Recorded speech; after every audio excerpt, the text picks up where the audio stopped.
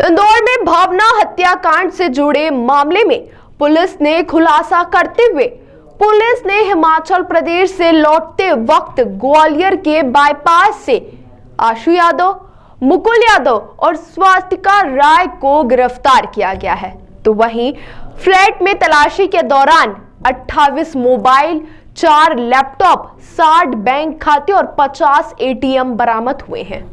दिनांक 21 मार्च को लसुड़िया थाना क्षेत्र में एक महिला को गोली मारकर हत्या करने की सूचना प्राप्त हुई थी, जिस पर से पुलिस के द्वारा तत्काल ही मामला पंजीबद्ध करके उसमें 302 धारा का इजाफा किया गया था।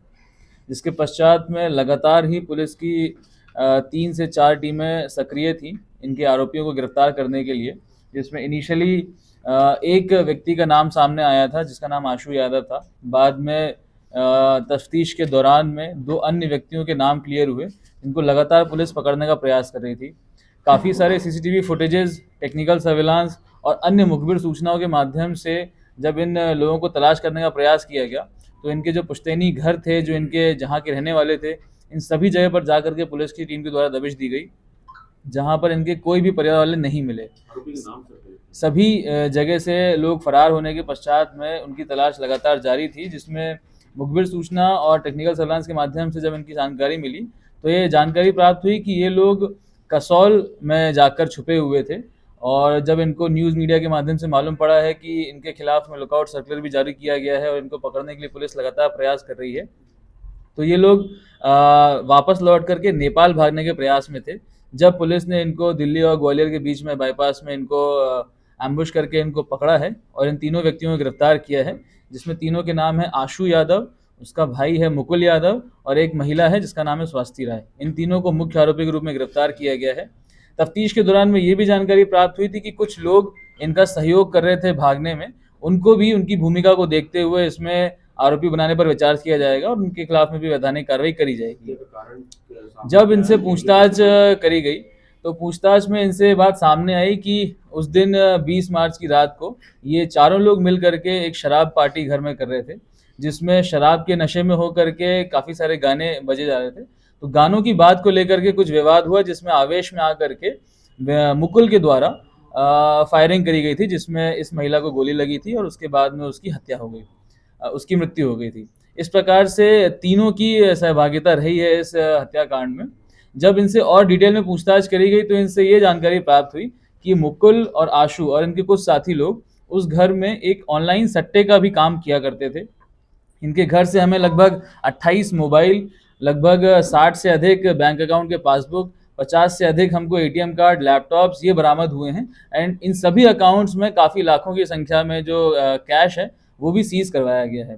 इस प्रकार से इनके विरुद्ध में एक और धोखाधड़ी का और ऑनलाइन गैम्बलिंग का मामला पंजीबद्ध भी किया गया है और इसमें भी अलग एक विशेष टीम का गठन किया जा करके इस मामले की भी तह तक जांच करी जाएगी कि इस सट्टे के रैकेट में कौन कौन इन्वॉल्व था और उसमें जिन भी आरोपियों के नाम सामने आएंगे उनके खिलाफ भी वैधानिक कार्रवाई की जाएगी। भावना एक ग्वालियर की रहने वाली लड़की थी जो कि अपने मित्र के साथ में इंदौर आई थी। यहाँ पर मेकअप आर्टिस्ट का कोर्स करना चाहती थी। स्वास्थ्य से पूर्व से परिचित होने के कारण वो इंदौर आई थी, यहाँ पर रह करके कोर्स की जानकारी इकट्ठित कर रही थी।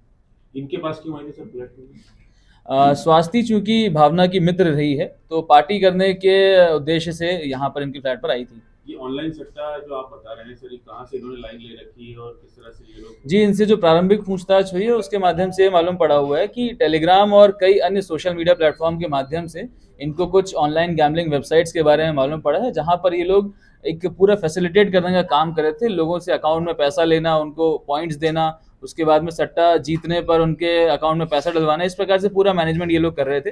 अभी इस मामले में भी विस्तृत रूप से जांच की जानी है, जिसमें अभी 60 अकाउंट से ऊपर बैंकों को लेटर लिखा गया फ्रीज करने के लिए। उन सभी अकाउंट में कितना पैसा इसकी जानकारी आना भी शेष है, परंतु काफी भारी मात्रा में कैश उसमें भी सीज होने की संभावना है। सर, तो दूसरी फ्लैट के अंदर पांच लोग रह रहे थे सर, मगर टीम कैसे आ गई?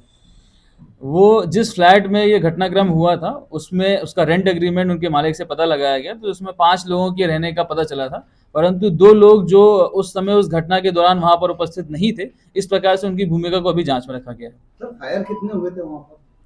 घटनाक्रम के दौरान में एक फायर होना बताया गया है। घटनास्थल से एक देसी पिस्टल भी जब्त करी गई है एंड 2 भरी हुई मैगजीन्स जब्त करी गई हैं। भारी संख्या में जो राउंड्स हैं वो भी जब्त किए गए हैं। तो इसके साथ साथ में मोबाइल्स और लैपटॉप्स और काफ़ी सारे जो फॉरेंसिक एविडेंसेस हैं उसको घटनास्थल से जब्त किया गया है। सट्टे का काम कब से कर रहे थे? ये लगभग अभी प्रारंभिक पूछताछ में पिछले 6-7 महीनों से इनके द्वारा ये काम करना बताया गया है और पहले ये लोग आईटी कंपनी टास्कस में और टेली परफॉर्मेंस में काम करने का बता रहे थे। सर ये पिस्टल कहाँ से लाए थे, कुछ इन्होंने बताया? अभी इसके संबंध में उनसे पूछताछ जारी है। जिन भी लोगों के माध्यम से उनको ये पिस्टल मिली है उनकी तलाश जारी है, उनको भी इसमें आरोपी बनाया जाएगा। सर ये गुमराह करने का प्रयास तो नहीं कर रहे, गाने की मामूली सी बात पर गोली मार देखिए, इन्होंने पुलिस को गुमराह करने का प्रयास भागने के दौरान में कई बार किया था। अलग अलग जगह जा करके अलग अलग साधन का उपयोग करके पुलिस को भटकाने का प्रयास कर रहे थे। तो भागने के दौरान में इन्होंने गुमराह करने का प्रयास किया है। सर ये आशु के क्या विदेश में भी कहीं कार मिले हैं, दुबई या यहाँ पर ऑनलाइन गेमिंग के लिए? अभी तक की जो जानकारी सामने आई है, पूर्व में मुकुल और आशु दोनों ही संभवतः विदेश की यात्रा कर चुके हैं एंड इनके तारों के संबंध में अभी तक जांच की जा रही है। किस कंट्री में गए थे? अभी इसकी जांच की जा रही है। सर क्या लूट रहा बैंक का फरार होने का, किस तरह से इंदौर से निकला? जी, इंदौर से पहले तो ये कैब के माध्यम से और फिर बस के माध्यम से ये लोग भोपाल गए थे। भोपाल से जाने के बाद में इन्होंने एक गाड़ी का इस्तेमाल किया, बस का इस्तेमाल किया, वहाँ से जा कर के ये ग्वालियर रूट लेते हुए ये लोग कसौल तरफ भागे थे और कसौल में जाकर के छुपे हुए थे ये लोग। जब ये जानकारी उनको लगी कि पुलिस के द्वारा उनकी तफ्तीश की जा रही है और लगातार प्रयास किया जा रहा है पकड़ने का, तो कसौल से वो लोग भागने का प्रयास कर रहे थे नेपाल जाने के लिए। जब उनको रास्ते में इंटरसेप्ट करके पुलिस ने उनको गिरफ्तार किया। सर इन्होंने रास्ते में कैश यूज किया था या कहीं से कैश इन्हें मिल रहा था? चूंकि ये लोग इनके पास में बैंक अकाउंट की कमी नहीं थी तो कई एटीएम्स ये लेकर के गए थे। उन्हीं एटीएम्स का इस्तेमाल करके ये लोग कैश निकाल रहे थे। इनके पास कई मोबाइल भी थे, उन्हीं मोबाइल का इस्तेमाल करके ये लोग बातचीत कर रहे थे। इस कारण से इनको पकड़ना एक और चैलेंज था।